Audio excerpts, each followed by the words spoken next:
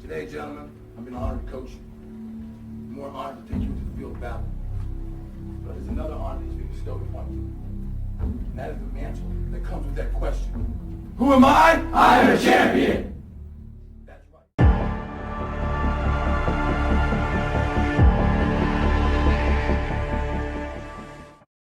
Alright guys, welcome back to Zano Football. This should be a quick video. I wanted to go over something really quickly. Someone asked a question. I went back, so it's a question I read and I thought it was a very interesting question, but I wasn't in a position to make a video right then and there. So here we are later on in the night and I have time to go over it, and I was looking for the author of the question and for whatever reason I couldn't find it. So I wanted to shout out your name for asking the question, but hopefully I'll be able to find it after I publish the video. But anyways, it was something to the line of, you know, what do I do if I don't know the coverage pre-snap? You know, then how do I attack? You know, what if it'll be like cover 2 or cover 3 and we really don't know, right? It was something along those lines, okay? So, you know, my answer to that, obviously there's multiple ways you can deal with it, so I'll just give you one in this video. My answer to that is that you can package concepts on, you could do it to where on one side of the field you're running something that's good against double high, and then on the other side of the field you can run something that's good against single high, right? So if pre-snap they tell the truth, they show, all right, we're in single high and this is what we're going to do, and then you know which side of the field that you're going to work, and vice versa. On the flip side, if you're dealing with a team that, you know, tends to rotate safeties post-snap or right before the snap, and obviously you have to post-snap read to confirm, and then once you make that confirmation, then you flip to the side that you know is good against whatever it is that they're doing, and you work that side, etc. There's multiple ways of doing it, but that's just one way. And this was the game with the Rams versus the Bills on Thursday, and I believe I'm going to show you where they ran this same play twice, and they ran different concepts on both sides of the field here to kind of deal with, well, to, you know, play part to what I just said. So this guy runs something like this, little hitch pattern. Cooper's going to run like that. So this is more like the Salem concept, which a concept I ran, probably my most used concept in Madden 22 and 21. I haven't been using it as much in Madden 23, so I gotta go and check and see how it's coded, you know. But from what I've noticed when I tried to run it, the spacing is horrible, which is what I don't like. A lot of the problems with the route concepts and certain plays and formations in this game is they struggle to work because of the spacing, right? So you kind of got to know when it's not really the concept that's failing, it's the spacing of the game that they just don't have right?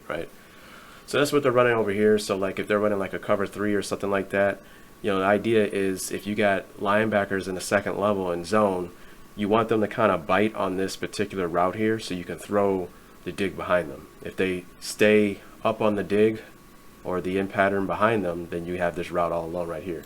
Now up here, so that would be more like a single high type deal, right? Up here, they're running something that would be very good against like cover 2, right? Think of cover 2. You got that corner and the flat over there. You know, he can never be right against this particular concept. If he drives on the little hitch pattern underneath, this might be a little bit too deep, but you get what I'm trying to do here. If he drives on that, you can throw behind him. If he stays up in the window here, then you can throw here, right? So I'm going to go ahead and play this. Now, word to the wise, Super Bowl week of this year, what was it, around February, right before that game, I bet games. I used to bet them pretty hard. And I feel like, okay, well, I'm going to get back into it. And kind of weird, I did it right before Super Bowl week. So I'm going to do it again this year. A couple of years ago, I hit an 11-team parlay. I just wanted to throw that out there. Anyways, I was watching the All-22 cam on the offense and defense of the Rams and the Bengals in their last, like, 2 playoff games. So I can know how each, you know, offense and defense would interact with each other, and I can make my guess into what was going to happen. And I thought that there was absolutely no chance that the Rams would win solely based upon Matthew Stafford's disturbing love for Cooper Kupp. It is disturbing. Like, I'm telling you guys, he looks for Cooper Kupp every play.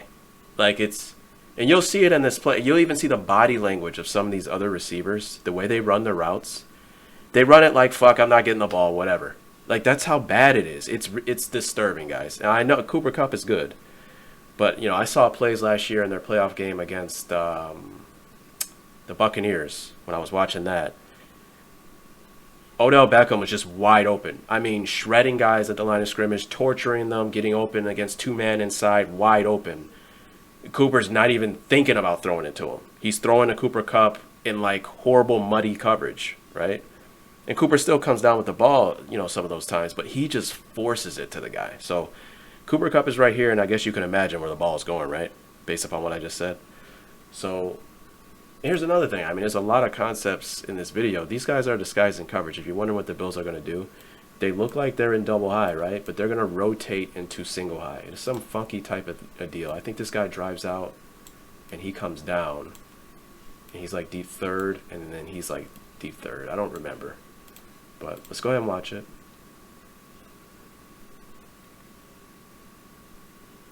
Okay, right here. So you see how he hooks up, right? Second level defender. So yeah, there's our deep third over here. Third, deep third, right? Curl to flat. And Cooper's just going to turn it right. Look at this void right here, right? So you got this hitch right here. So if these linebackers draw on this, I mean, you got this big window our guy Cooper can just drive right into, right? And he does throw it to Cooper, and Cooper's wide open, right? So it's not necessarily the route that got open, right? You could run, I don't want to say run a lazy pattern with this and still get open, but a decent enough route because, this guy's outer third. Remember the outer shell, the coverage that I constantly rave about? How they're not as aggressive? Look how far off this guy is. Again, the outer shell. They don't want nothing to get behind them, right? So when I play my games in Madden, a lot of times I use that X-out theory and I think about the routes underneath. So remember, cover 3, these guys are, 4 zones. You're looking to overload zones, right? Or to do what they did here. Put the cheese in front of the rat, drive on the rat, and then we have this space right here. But he's off. The ball like sails over here. I'll go back and play it. I mean, he was ass in this game. I hate to use that. He was garbage. Okay, now what I want you to look at how these guys run their routes, guys. Look how they come off the ball, everything. Look, just watch. Okay, I guess I'll run my route. It's bad, guys. It's bad. So let's go. I'm going to go to, they ran this concept again later, and Stafford threw an interception. Okay, so here we are. Look, it looks like the same across the board. I believe he runs the same thing, right? He's going to run like this. So again, if they were running some type of 2-zone type deal, then you could attack this side of the field, right? Because you're going to high-low this corner, and this route with the deep outer half safety, the quarterback can easily just throw him open. Maybe he can flatten out his route, etc. So the safety shouldn't be a problem in cover 2. You're just high-low in this corner right here. But over here, they're running the same thing, right? So it's the same play, right? So, you could potentially, I would assume, you could run this against cover 2 zone as well, right? So don't hang that in front of Stafford in the meeting rooms, telling them, hey, this is good against any zone, because he's just going to go here no matter what. Why? Because, yeah. Okay.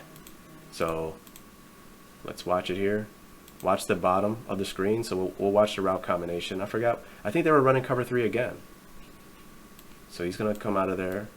Deep third, right? He should come down. Yep, exactly, right? He walks down. He should be our guy here, right? Deep third, deep third. So again, this route right here, you're looking for whoever's open. If you guys stay up in this window here, we just throw it to this guy and turn around and try to get yards again. And if they bite on that, then you throw into the vacated space. So there it is. I mean, it's a little tighter here because this guy got hands on Cooper Kupp a little bit, but that throw is still there. I mean, he's getting pressure too, which is a problem. He can't wait a little bit for him to get into this window. I think this window is far more like ideal, but he's kind of got to get rid of the ball now, so it's kind of unfortunate. And of course he overthrows it, gets tipped into the hands of a safety. Now I want to watch it again to see how they came off the ball up here. I'm telling you guys, it's disturbing. It really is. It's almost like every single play, dude. It's like, are you even reading the coverage, man? That's what it feels like. I'm telling you, it's the same as it was last year. That's why I thought that they had no chance of winning.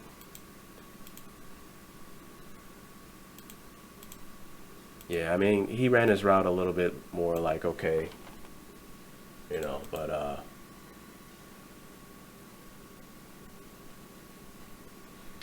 all right, so let's go to the Madden and let me show you something.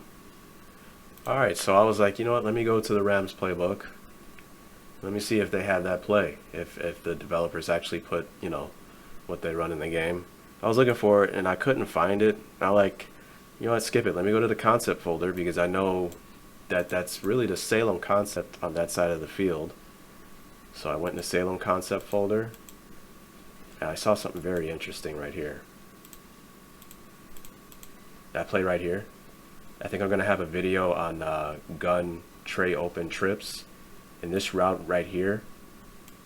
Oh my goodness. So I can't wait to lab this with the formation I'm going to create with that. Just throwing it out there. Wow, this is just so nice. And lo and behold,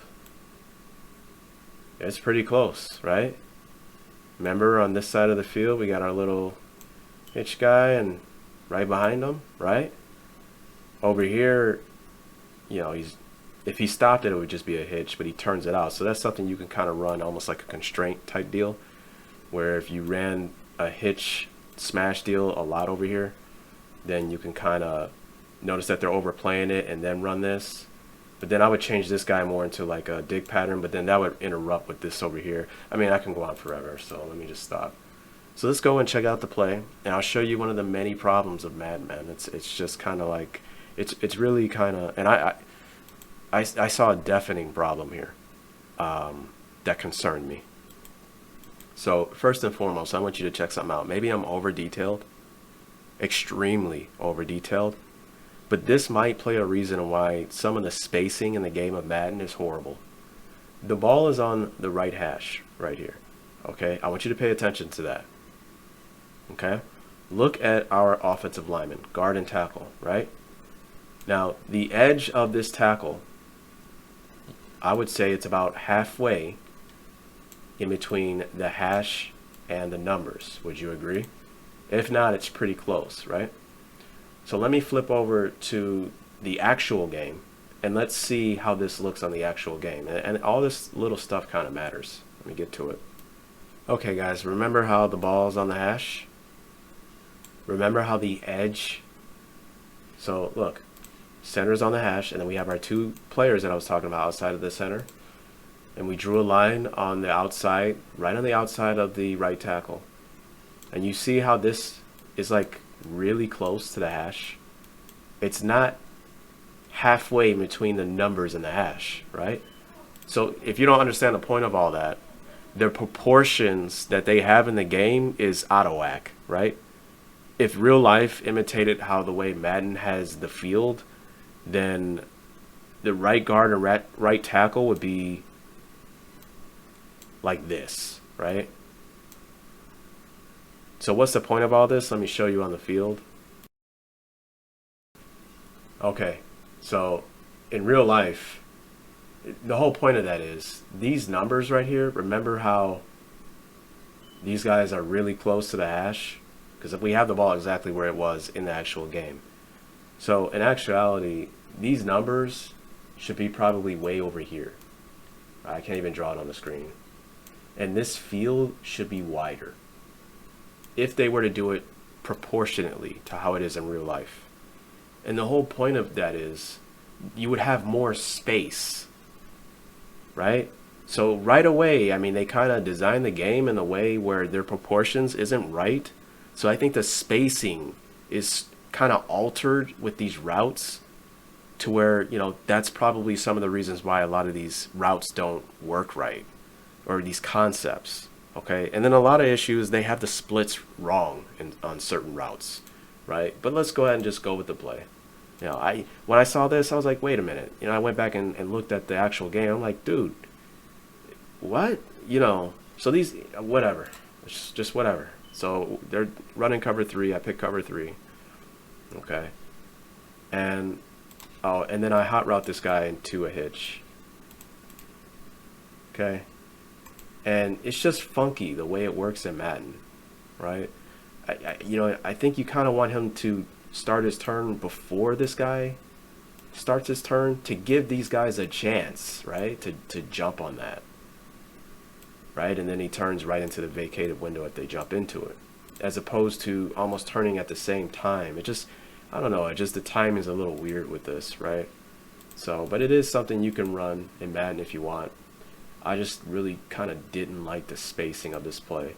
I also tried to see if I could motion him outside a little bit, so maybe it could be a little bit more natural with the route, but unfortunately you can't, with this particular formation. Okay. So, the whole point of the video is, NFL teams do it, when they're running 2x2 sets and things of that nature. You kind of you run a combo, you run stuff that works against some coverages on this side, and then you have something to deal with the other coverages on the other side. That's just one way you can deal with that in regards to that question. Okay. So there's that. And then I started throwing this. Okay, so this is cover 2 now. So I checked over to cover 2, and I wasn't a big fan. If you go back and watch the real life video, these guys aren't this close to the formation. I think they're further out. Okay, so that poses a problem because you're not really putting a stress on this corner. It's just so irritating, guys. Okay, because you're going to run your hitch, and this guy's going to run his little corner route. Okay, you're not stretching the corner, guys. Okay, the corner can just theoretically play cloud flat, see no one's threatening the flat, then just backpedal and get in the window of that throw. So you can't really throw the corner. While at the same time, this vertical hook player can drive on this little hitch pattern, right? That's the problem with the spacing here. Why are they spaced so far inside with this route combination? I'm getting mad as I'm looking at this. Hopefully I'm wrong and I don't know what I'm talking about, but theoretically, wouldn't you want to push these guys further out? So if you're targeting cover 2 zone, you're actually targeting the corner, right? So, again, I mean, if certain route combinations don't work, you may want to check up, at the spacing of the play. So what I did was, I'm like, I really want to target this corner. So what you can do with this play, if you were to run this play, turn this guy into, this little whip route that they have under the hot routes, and now you're targeting the corner, right? So now if the corner decides to play in the window of that guy, you can throw that little route underneath, but if he drives on that route, then you can throw the corner, right? So, this one little hot route can kind of optimize this play. Now, if you ran this play the way it was, well, actually the way it was, they have, this little hitch pattern, but I always made it into a hitch when I was doing this. It does work because this vertical hook is driven up by this corner route, right? And he drives up with it every time. But the second the user on your opposing team just selects this guy and drives on the hitch, you don't have that route available and you don't have the corner available, theoretically, right? So it's just, to me, it's just not a good way of doing it. So here we see the corner, he's in the window, so you throw it underneath, right? 9 yards. And then I pick cover 2 hard flat. So obviously when you pick this play and you see double high, what you can do is, if your opponent's telling the truth the entire game, you don't have to worry really too much about post-snap reading, because he's just telling the truth, it's cover 2. So you would snap the ball and just read this player. That would be your key. Go down, I throw up. Go up, I throw down. That's it, right? However, if he does hide and disguise his coverage, well, then you gotta confirm post snap first. That's one of the benefits of being a player that disguises coverage every now and then. You add an extra step for your opponent for their decision making process, and that can kind of, that add an extra second for him in the pocket because he has to process more information. You know what I mean? You don't want to be the guy where you're just on cover two all game. So now I know what you're running. I don't even have to think twice. I can just, make my reads and roll with it, and that's it. You know what I mean? But if you're the guy that's constantly moving stuff around, hiding coverage, sometimes you're telling the truth, sometimes you're not. Sometimes you're bringing weak side blitz, sometimes you're not. Sometimes you're, etc. The guy's going to have to, if he's running a more complex offense, right? He's got to think a lot more, and that's where you can make more mistakes. More potential for mistakes. But if they're running like a simple offense where he's just run left, run right, snap the ball, throw slants, then it's probably not beneficial to do that to try to deceive him because he's just reading like progression reading 1 to 2 to 3. He may not know that's what he's doing, but that's what he's doing. So here we snap the ball, and as you see how he's immediately, but now we see this vacated window, and we can throw the corner. Now, of course, when you're in practice mode, the defensive line are all Deacon Jones, and it's annoying. Okay, so that's another thing Madden should have in the game, but they don't.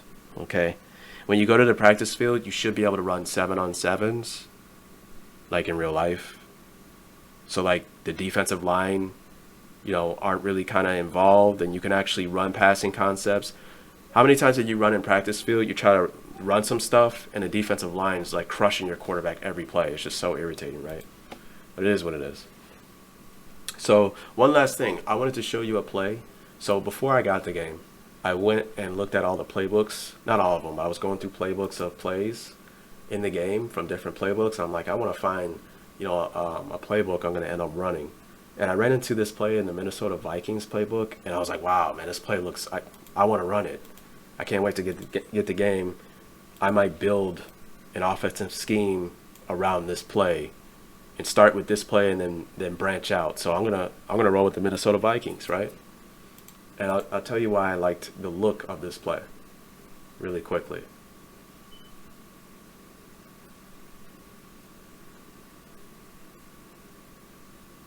Okay, so this is why the Hank passing concept to me is the best passing concept to learn, in my opinion, first. I just didn't know how powerful of a concept that was until I actually went over it and looked it up, studied it, or whatever. And the concept, reigned so true to me because after learning that and running it and et cetera against single high, there was a guy running single high, and I was just going through the playbook, playing the game, and I saw a play with all hitches, okay, where all 5 of my receivers in a spread out empty set were running 5 hitches. And it hit me then. I was like, wow, this is kind of exploiting the same things that the Hank concept did. I can make the same exact reads as I do in the Hank concept and, be successful. And I had picked a play against the guy, and I never ran it before, ever, right? Snapped the ball, and I read, this guy is the one. And in cover 3, you have your 2, sorry, my mind is everywhere right now. Your hook to curl players, right? So what should I make them? I'll just do backer. Backer. And you got your curl flats, right? So they come out, and then they spread out, come out, spread out, right?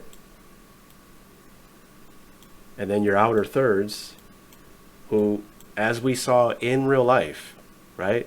They were very passive, right? Because they're the outer shell of the coverage. So what I do is I just X them out. And in the Hank concept, you read from 1 first. So if both of these guys spread out, you throw immediately to 1. It's a progression read. You can make a progression read or coverage read, right? But let's say this backer squeezes on this route. Well, if he does, then you read this side, because once he squeezes over here, now you get a 2-on-1 read on this guy, okay? So that's the beauty of the Hank concept, and it's the same with the flip side. If this guy were to squeeze on this, now you get a 2-on-1 over here, right? Everything about attacking zones is about overloading defenders. And as we see with the all hitches, you get a 5-on-4 underneath. Same thing with the hang concept. Remember the hang concept? I don't know if you guys watched that video. You have an over the ball route, you have a flat, you have a curl route, and you have a flat and a curl over here, right? So same thing with those two backers inside, and then you got your curl flat players. This guy were to squeeze on it, now you get a 2-on-1 deal over here. Same thing. Well, guess what with this play? It looks like the same thing, right?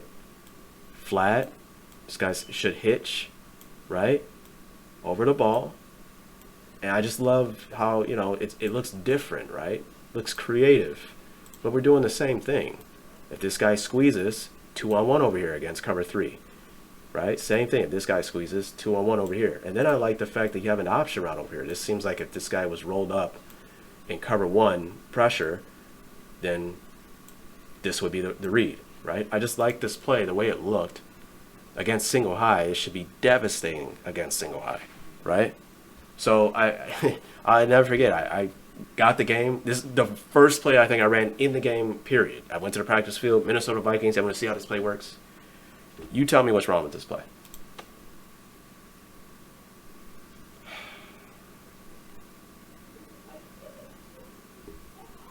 Here it is, right here. Okay. You like, look at this. This is garbage, right? What's wrong with this play, guys? Well, look at the spacing, right? Look at the spacing over here. This tells me that these guys just throw in plays and then they don't actually go through the plays and run it to see if it works right, right? There's no way, there's nothing anyone can say to convince me that the Vikings, if they ran this play and they imitated this play from what they see on the field, there's no way that they're spaced like this. There's just no way. Same, like you have, this is a spacing problem, right? Because one guy can take out two of these guys running routes, right? Same with this guy. If he was positioned here, both of these guys are you can't throw, right? It would make more sense if this route turned more here, because that's what spacing, that's what the importance of spacing, right? You should be okay with your over the ball, and this guy should be more over here, right? So the whole point is, you know, if you're running route, like plays in the game with route concepts, and you're running like a Salem passing concept, or, you know, a concept with 5 underneath players that should be really good against cover 3, and you notice that you're having issues with it, check the spacing of the play, right? See if people are spaced out correctly, and then see if there's ways where you can hot route someone to, you know, run a route that optimizes the play and makes it better, okay? Because you really can't trust the design of these developers when it comes to throwing plays out there, because they don't test it themselves. Either they do test it themselves and they don't understand the way it should look, or they're not testing it themselves and they're just throwing the new play in there. Hey guys, new play, go check it out. You know, like they don't care, right? So let me stop there, man. It is what it is. Hope you enjoyed my rant, and hope you keep coming back, guys. Peace.